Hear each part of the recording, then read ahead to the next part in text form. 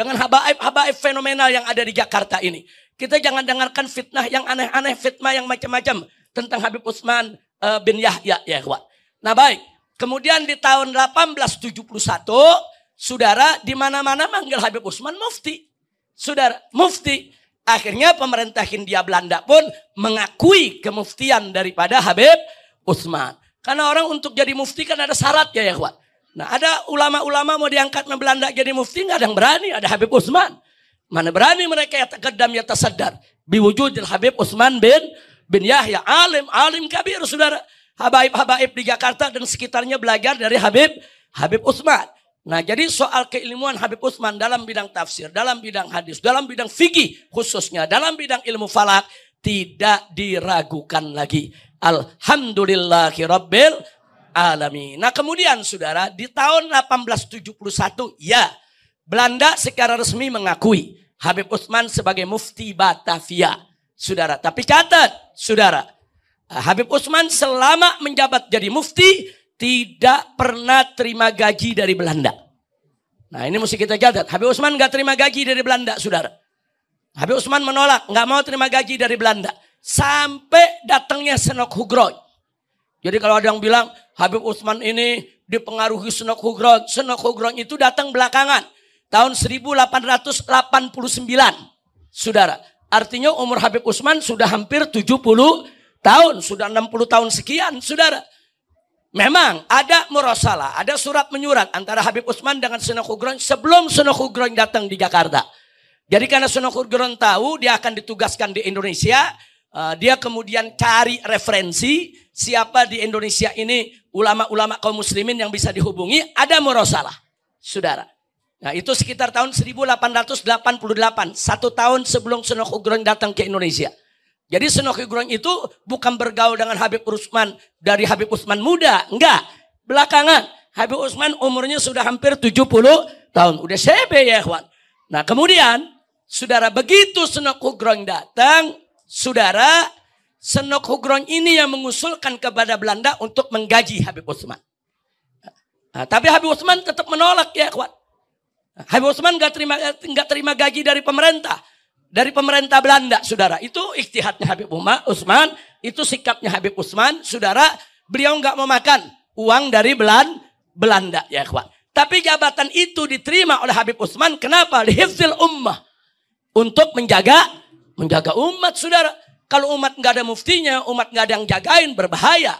Ya memang, kita masih dijajah oleh Belanda. Tapi saat itu siapa yang nggak ikuti aturan Belanda, saudara?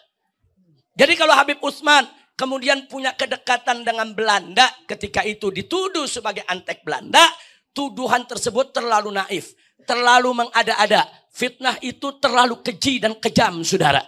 Ya, Habib Utsman memang ada kedekatan. Tapi kedekatan itu sebatas beliau ingin menjaga masolihil ummah. Nggak ada fatwa Habib Utsman yang mengharamkan jihad. Nggak ada, ya ikhwan.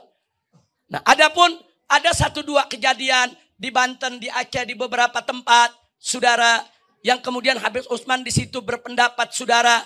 Nah, pendapat-pendapat ini digoreng oleh Senok Hugron, saudara. Senok Hugron yang ngegoreng sedemikian rupa untuk mengadu tokoh seramah, sesantun, selembut Habib Utsman dengan tokoh-tokoh Islam yang selalu melawan Belanda, saudara. Padahal Habib Utsman dengan mereka tidak ada permusuhan. Ini namanya taksimul adwar wal wadhaif wal a'mal. Ini namanya bagi-bagi tugas, bagi-bagi kerja, bagi-bagi peran, saudara.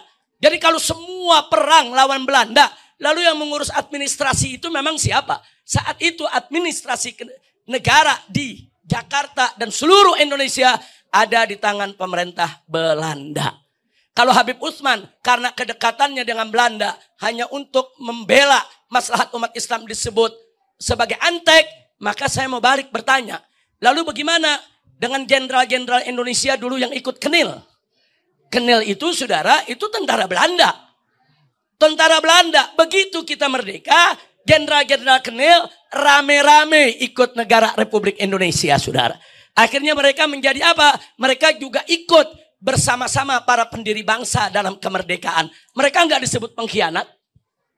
Padahal sebelumnya mereka tentara Belanda. Mereka kerja dengan Belanda. Saudara, Baru begitu ada kesempatan merdeka, mereka berbalik. Yang sekarang mereka jadi TNI, saudara. Apa kita mau sebut mereka itu pengkhianat? Ya enggak dong, saudara. Anda sebut mereka pengkhianat, berarti jenderal-jenderal sepuh TNI pengkhianat semua tuh, yang lulusan Kenil, saudara. Hati-hati. Kalau ingin melabelkan orang sebagai antek, sebagai pengkhianat, hati-hati, saudara. Bahkan setelah Belanda pergi datang Jepang. Jepang bentuk peta pembela tanah air.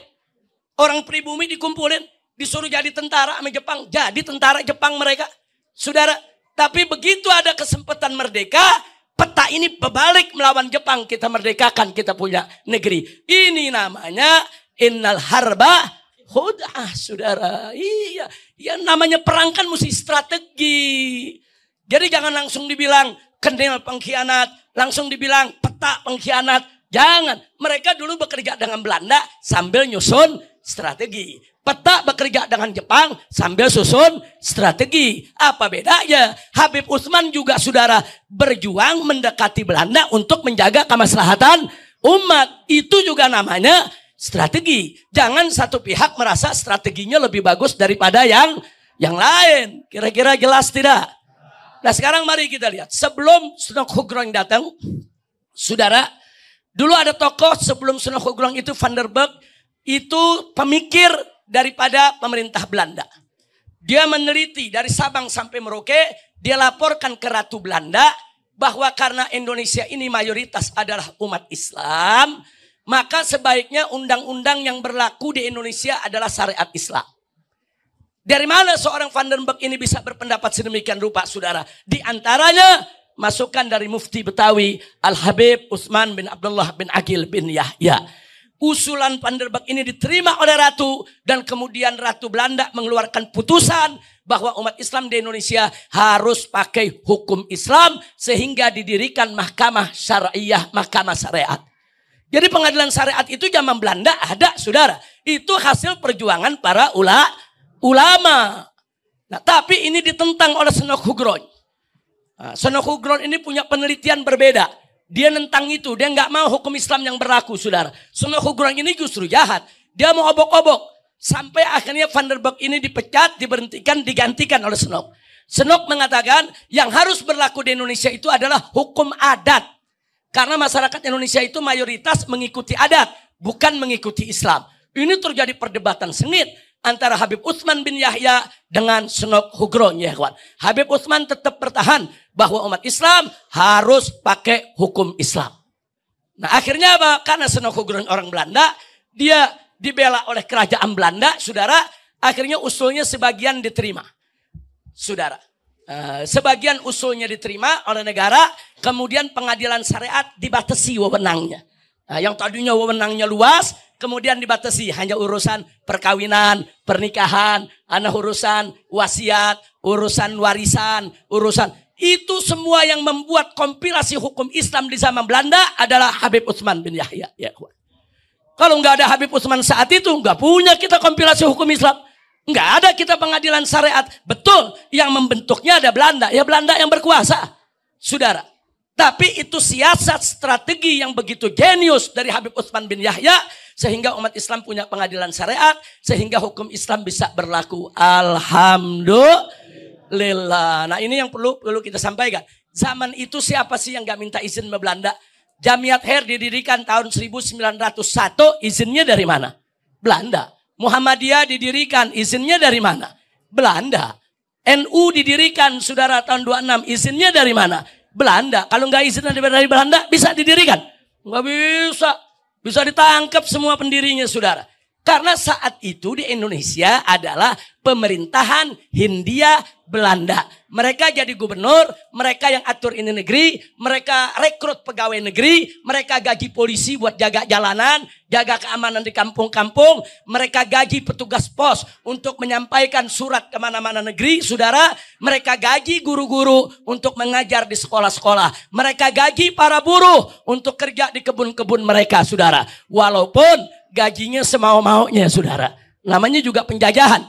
Cuman yang saya mau garis bawahi, apakah orang Indonesia semua yang dulu bekerja kepada Belanda, baik itu menjadi petugas keamanan, maupun itu menjadi petugas pos, maupun itu menjadi guru di sekolah-sekolah, apa semua boleh kita sebut pengkhianat? Enggak begitu dong cara berpikirnya saudara.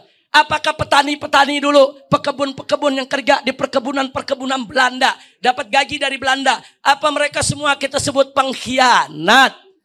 Nah, jadi cara berpikir tuh jangan naif, saudara. Maka itu saya katakan sekali lagi, Habib Utsman bin Yahya adalah pejuang. Beliau adalah mujahid. Beliau justru menyelamatkan umat Islam di saat-saat genting, saat umat Islam dijajah oleh orang-orang kafir, saudara. Enggak sembarangan. Menjaga umat Islam dalam kondisi ditekan, ditindas, dikuasai, dijajah. Itu perlu strategi yang luar biasa, saudara. Nah, kira-kira yang saya sampaikan jelas tidak ini? Ibu-ibu di belakang jelas, Bu? Bu, Habib Utsman pengkhianat atau pejuang? Pecundang atau pejuang? Alhamdulillah. Kira-kira jelas semua ya? Baik, saya tambahkan. Lalu bagaimana tentang keterkaitan Habib Utsman yang fatwanya ini suka digoreng sama Senok? Karena Senok tahu nih, Habib Utsman ini banyak membahas soal sufiyah, soal tasawuf. Nah, kita tahulah kalau tasawuf bagaimana mendekatkan diri kepada Allah, menjauhkan dunia. Itu digoreng sama Senok seolah-olah Habib Utsman itu anti jihad. Habib Utsman itu mengharamkan jihad. Habib Utsman itu nggak suka jihad. Ini fitnah murahan, saudara. Dari dulu Belanda udah lakukan itu, saudara. Nah, jadi jangan jauh-jauh lah kayak sekarang nih. Sekarang saya tanya, ada habaib-habaib yang lembut difitnah katanya anti jihad. Ada habaib-habaib yang tegas difitnah katanya radikal, ekstremis. Terjadi gak sekarang? Ayo saya tanya, terjadi gak sekarang? Apa fitnah itu benar semuanya? Enggak, habaib yang lembut, bagus. Mereka berdakwah dengan santun. Mereka berdakwah dengan ramah. Agar nasihatnya masuk ke relung hati umat untuk bisa diamalkan. Habaib yang tegas juga bagus. Mereka menjaga umat daripada segala kebatilan, kemunkaran, kemaksiatan. Ini enggak boleh diadu-adu. Ini semua harus disinergikan. Betul? Alhamdulillah. Jadi jangan ngadu-ngadu Habib Utsman. Habib Utsman dari mudanya memang nuntut ilmu. Sampai 18 tahun di Jakarta masih nuntut ilmu, saudara. Berangkat langsung keliling dunia. 22 tahun. Nah, langsung kembali lagi ke Indonesia. Menjaga akidah umat di Indonesia. Saat itu, saudara, siapa ulamanya sekali berhabib Utsman bin Yahya? Siapa habaibnya sekali berhabib Utsman bin Yahya di Jakarta, saudara? Habib Utsman adalah fenomenalnya. Habib Utsman itu ikon. Saudara, sampai hari ini, saudara muallim Betawi di seluruh Jakarta dan sekitarnya masih menggunakan kitab-kitab Habib Utsman bin Yahya untuk kajian-kajian di pondok-pondok pesantren mereka. Alhamdulillah. Baik, sekarang kita mau bicara tentang Sunok Hugroin. Kenapa kok Habib Utsman bisa kenal dengan Sunok Hugroin? Pertama, Sunok Hugroin yang kenalan dengan Habib Utsman, bukan Habib Utsman yang kenalan dengan Sunok Hugroin, saudara. Siapa Sunok Hugroin? Habib Utsman gak kenal. Habib Utsman tokoh, ulama besar, saudara. Nah, Sunok Hugroin yang datang ke Habib Utsman. Memperkenalkan diri. Memperkenalkan diri sebagai seorang muslim. Sunok Hugroin itu mengubah nama menjadi Abdul Ghafur. Pura-pura masuk Islam. Masuk ke kota Mekah. 5 tahun belajar di Mekah, ya kawan. 5 tahun belajar Lughatul Arabiyah, belajar tafsir, belajar hadis. Begitu datang ke Indonesia, bahasa Arabnya bagus, ilmu tafsir dia ngerti, ilmu hadis dia paham, datang ke Habib Utsman, tentu Habib Utsman nyambut. Bagaimana nggak disambut? Ada orang bule Belanda bisa bahasa Arab masuk Islam. Siapa juga senang, saudara. Jadi jangan kemudian Habib Utsman menyambut Sunok Hugroin, langsung dituduh Habib Utsman antek Sunok Hugroin. Enggak begitu. Jangan menyebar fitnah, saudara. Buktinya pemikiran-pemikiran Sunok yang ingin melarang umat Islam haji. Pemikiran-pemikiran Sunok yang ingin menghapus mahkamah syariat. Semua dibantah oleh Habib Utsman bin Yahya. Sampai Habib Utsman bin Yahya pernah mengancam Belanda. Kalau begini caranya, aku serahkan, aku nggak jadi mufti lagi. Silakan cari yang lain jadi mufti. Saudara, kenapa? Belanda mulai intervensi, mau ngobok-ngobok. Tapi Belanda nggak berani. Kalau nggak ada Habib Utsman, siapa lagi dia mau pilih? Karena kiai-kiai nggak ada yang mau. Selama ada Habib Utsman, kami nggak pantas untuk maju sebagai mufti. Nah, akhirnya, saudara, Belanda kendor, nggak ngobok-ngobok lagi soal haji. Belanda pernah ingin melarang Indonesia untuk tidak bikin haji, saudara. Nah, jadi supaya kita tahu itulah di antara perjuangan Al-Habibul Imam As-Sayyid Utsman bin Abdullah bin Aqil bin Umar bin Yahya. Alhamdulillah. Alhamdulillah. Nah, Habib Utsman ini wafat tahun 1913. Nah, yang menarik di akhir hidup beliau ikut berperan mendirikan Jamiat Khair. Lo bagaimana pendiri Jamiat Khair? Trio Abu Bakar. Nah, Habib Abu Bakar Syahab, Habib Abu Bakar Habsyi, dan Habib Abu Bakar Al-Attas. Tiga-tiganya murid Habib Utsman bin Yahya. Ya, nah, bagaimana nggak ikut berperan kalau tiga muridnya mendirikan Jamiat Khair? Dan nggak sampai di situ. Haji Omar Said Cokroaminoto, saudara. Itu anggota Jamiat Khair. Nah, beliau melihat bahwa Jamiat Khair ini nggak boleh bikin cabang di luar Jakarta. Dilarang oleh Belanda. Nah, akhirnya Haji Cokroaminoto rapat dengan orang-orang Jamiat Khair mendirikan Sarekat Dagang Islam. Nah, Sarekat Dagang Islam ini di Surabaya. Buat percetakan, buat perdagangan, bisnis untuk memajukan umat Islam. Didukung habis-habisan oleh Habib Utsman bin Yahya. Ya, Habib Utsman mengatakan kelompok Sarekat Dagang Islam ini sangat penting. Perlu supaya ekonomi umat ini diberdayakan. Supaya umat Islam ini ekonominya bisa maju, saudara. Yang di kemudian hari, Sarekat Dagang Islam berubah menjadi Sarekat Islam. Nah, begitu berubah jadi Sarekat Islam, dia juga menjadi partai, saudara, partai SI. Nah, dulu para habaib di Jamiat Khair rame-rame dukung Sarekat Islam. Jadi kalau kita bicara arus pendidikan para habaib di Jakarta saat itu Jamiat Khair. Arus dakwahnya Jamiat Khair. Tapi kalau bicara arus ekonomi dan politik, Jamiat Khair ikut Sarekat Islam, ya kawan. Karena Sarekat Islam sendiri lahir dari rahim Jamiat Khair. Alhamdulillah. Jadi dari bukti-bukti ini kelihatan Habib Utsman itu ikut andil mendirikan Jamiat Khair. Lah, Jamiat Khair ini kan pelopor pendidikan di Indonesia dan pelopor serta perintis yang mencetak tokoh-tokoh yang ikut dalam mendirikan Republik ini, saudara. Kiai Haji Ahmad Dahlan, pendiri Muhammadiyah, anggota Jamiat Khair, saudara. Nah, kemudian Kiai Haji Hasim Asy'ari ketika mendirikan daripada NU datang ke Jamiat Khair, datang ke Jakarta, ya ikhwan. Bahkan Munas yang ketiga atau keempat itu digelar di Petamburan, di rumah Habib Abu Bakar Al-Attas, ya ikhwan, yang menjadi tuan rumah. Nah, jadi dulu ada Habib kita ini Al-Attas, dia yang bantu Muhammadiyah, dia yang bantu Jamiat Khair, dia yang bantu NU untuk didirikan, saudara. Kenapa? Karena memang zaman itu untuk mendirikan organisasi yang punya cabang, apalagi organisasi kaum habaib, kaum Arab, nggak bakal diizinkan oleh Belanda, ya kawan. Nah, makanya Ahmad Dahlan permisi, Kiai Haji Ahmad Dahlan di Jamiat Khair mau bikin satu organisasi untuk menahan laju kristenisasi di Jawa Tengah. Diizinkan, didirikanlah Muhammadiyah di Yogyakarta, ya kawan. Jadi dulu NU, Muhammadiyah, Sarekat Islam, Jamiat Khair menjadi satu kesatuan langkah perjuangan. Walaupun dalam persoalan fikih mereka ada sedikit perbedaan pendapat. Nah, ini yang perlu kita sampaikan. Jadi kita harus bangga, yaitu lakumul busra ya ahl bin Yahya, yaitu lakumul fakhr biwujudil Habib Utsman bin Yahya. Alhamdulillahi rabbil alamin. Baik, sebelum saya tutup, Habib Utsman bin Yahya datang ke Indonesia tidak sendiri. Nah, beliau ada saudara-saudaranya yang juga ulama besar, ya kawan. Kakak beliau adalah Habib Umar bin Yahya. Habib Umar bin Abdullah bin Aqil bin Umar bin Yahya. Ternyata tokoh Habib Umar ini, saudara, dakwahnya di Palu, Donggala, Sulawesi Tengah jauh sebelum ada Al-Khairat, saudara. Beliau menjadi mufti Donggala. Jadi kalau Habib Umar jadi mufti Batavia, kakaknya menjadi mufti Donggala. Nah, saya ketemu dengan istri daripada almarhum Habib Segaf. Habib Segaf Al-Jufri yang mengurus yaitu Al-Khairat, saudara. Nah, ternyata beliau berbesanan dengan anak keturunan Habib Umar bin Yahya. Jadi kalau keluarga bin Yahya mau tahu mana sih itu anak-anaknya turunannya Habib Umar bin Yahya yang di Sulawesi Tengah, silakan berkunjung Al-Khairat, keluarganya masih ada di sana, ya kawan. Nah, justru Habib Umar ini, saudara, sebagai pembuka jalan. Makanya begitu Habib Idrus bin Salim Al-Jufri datang ke Palu mendirikan Al-Khairat, maka yang membuka jalannya adalah Mufti Donggala. Di kampung-kampung dia sudah punya majelis, ya kawan. Akhirnya Al-Khairat maju sampai hari ini cabangnya lebih dari 2000 lembaga pendidikan, ya kawan.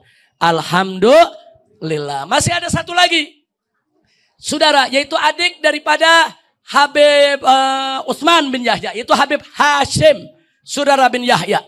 Nah ini Habib Hashim ini injit daripada pendiri Darun Nasyiin di Lawang, keluarga Ba'bud ya ikhwan.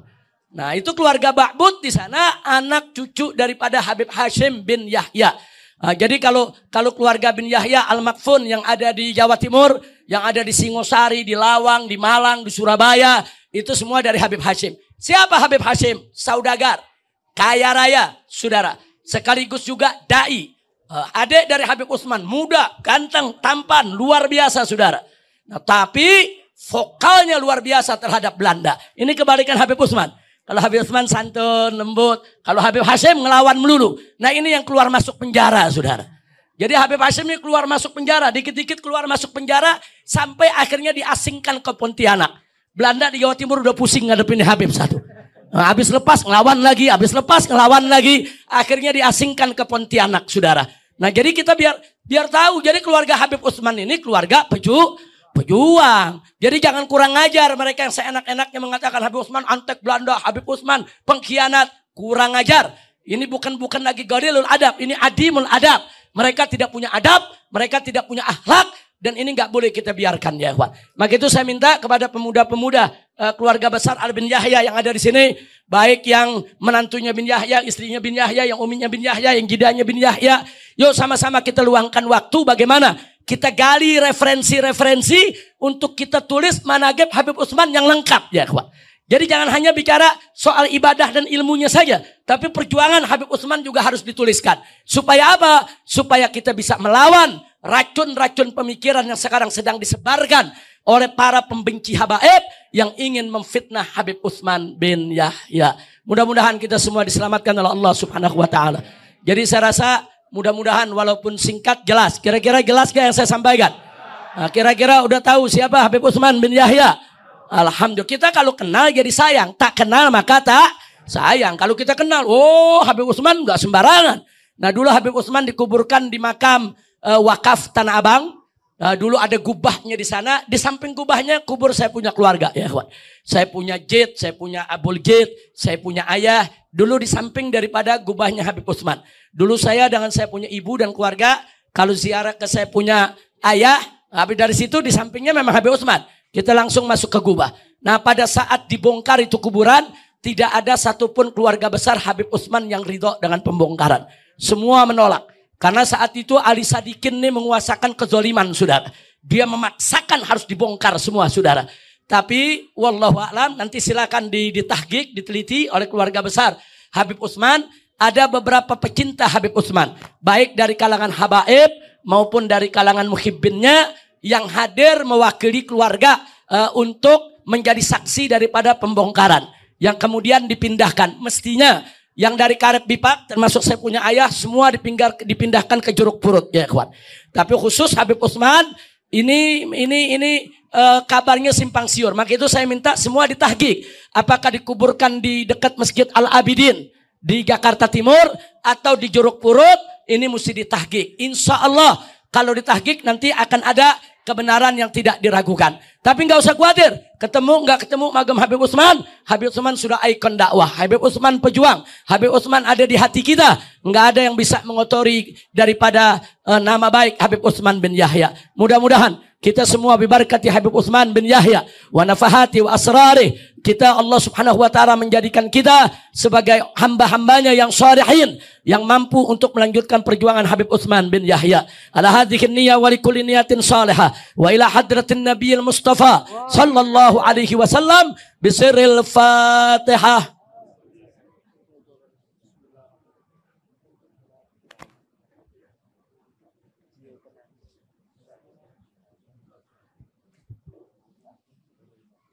Sedikit tambahan supaya kita tidak ruwet cara mengambil kesimpulan. Dulu di zaman Belanda, informasi itu datang hanya dari pemerintah. Dulu nggak ada medsos, nggak ada WA, nggak ada HP, nggak ada radio ya ikhwan, dan TV. Semua berita datang dari mulut Belanda ya ikhwan. Nah jadi kalau kemudian ada pemberontakan di Aceh melawan Belanda, Tidak semua orang Indonesia tahu ya kawan. Saat itu nggak ada berita. Yang diberitakan oleh Belanda, ada sekelompok orang di Aceh memperkosa, membunuh, membakar, merampok. Dia ingin merusak negara. Nah, yang termakan dengan isu ini, ada kiai-kiai kemudian menyerang. Apa tuh Aceh begitu? Kenapa begitu? Karena mereka nggak dapat kabar yang sebenarnya, saudara. Jangan lupa tuh. Nah, dulu sumber berita siapa? Belanda. Termasuk Kiai Mojo, saudara. Sahabatnya di Ponorogo, saudara. Itu dikasih kabar Belanda bahwa di Sumatera Barat itu ada gerombolan. Gerombolan Imam Bonjol, saudara. Ini gerombolan aliran sesat. Ini merusak agama, mengada-ngada, melakukan bid'ah. Bahkan mereka ini melakukan banyak kemaksiatan, kemunkaran. Justru yang dituduh Imam Bonjol nyabung ayam, judi, pengikutnya main perempuan, merampok, membunuh, memperkosa. Akhirnya sebagian para sahabatnya di Ponorogo, saudara percaya. Berangkat ke sana untuk amar ma'ruf nahi munkar. Bawa pasukan. Ini aliran sesat. Sekarang Belanda memfasilitasi. Tapi ternyata setelah sampai di sana, Kiai Mojo melihat ini yang dianggap aliran sesat, pakai jubah, pakai sorban, Allahu Akbar, sholatnya benar, akhirnya baru terungkap ternyata mereka difitnah oleh Belanda. Balik lagi Kiai Mojo ke Jawa, ya kawan.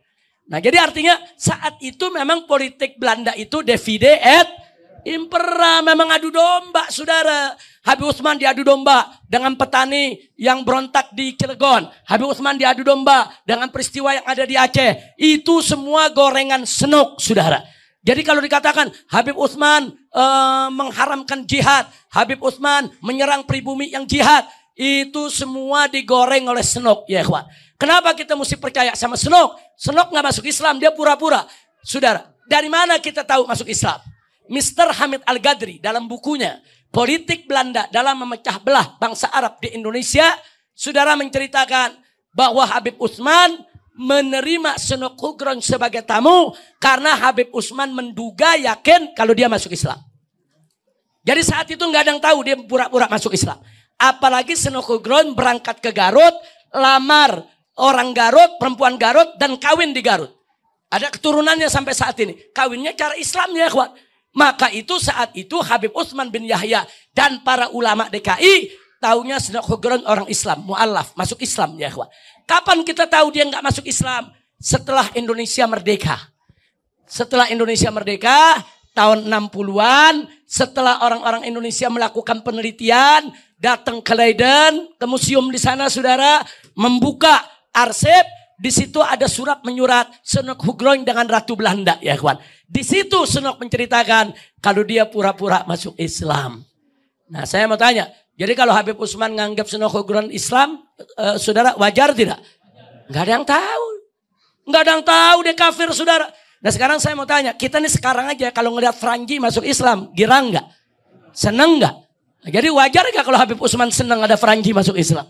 Wajar. Jadi jangan terlalu naif, ditambah-tambahin, didramatisir. Seolah-olahnya Habib Utsman nih dekat sama Belanda, dibayar Belanda, antek Belanda, fitnah.